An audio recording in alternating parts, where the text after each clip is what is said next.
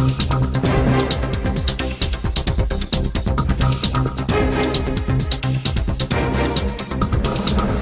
செய்தியை பார்த்து வருகிறோம். திருப்பூரில் பல்லடம் அருகே சாய ஆலை கழிவுநீர் தொட்டியில் விஷவாயு தாக்கி 3 பேர் உயிரிழந்தது தொடர்பாக 2 பேர் மீது வழக்கு பதியப்பட்டிருக்கிறது.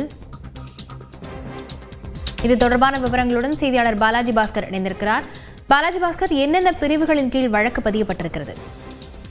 லாவண்யா, அதாவது திருப்பூர் மாவட்டம் பல்லடம் அடுத்திருக்கக்கூடிய கரைப்புதூர் பகுதியில் நவீன் என்பவருக்கு சொந்தமான ஆலயா சாய ஆலை என்ற நிறுவனத்தில் நேற்று மதியம் அளவில் அந்த கழிவுநீர் தொட்டியை சுத்தம் செய்வதற்காக 4 பேர் ஈடுபடுத்தப்பட்டிருக்கின்றனர்.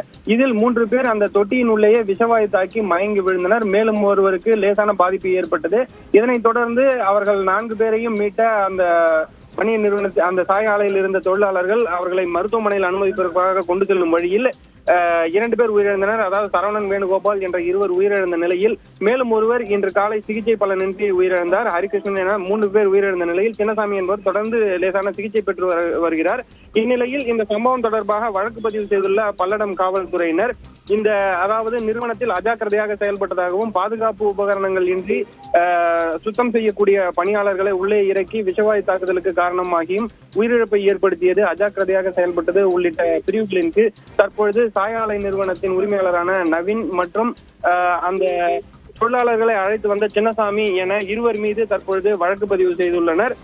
மேலும் இந்த சம்பவத்தில் தொடர்ந்து தங்களுக்கு நீதி வேண்டும் எனவும் உரிய இழப்பீடு வழங்க வேண்டும் என தற்பொழுது உயிரிழந்த 3 பேரின் குடும்பத்தினரும் திருப்பூர் மருத்துவமனையில் குவிந்து வருவதால் போலீசார் பாதுகாப்பு பணியில் ஈடுபடுத்தப்பட்டிருக்கின்றனர். லாவண்யா, விவரங்களுக்கு நன்றி பாலாஜி பாஸ்கர்.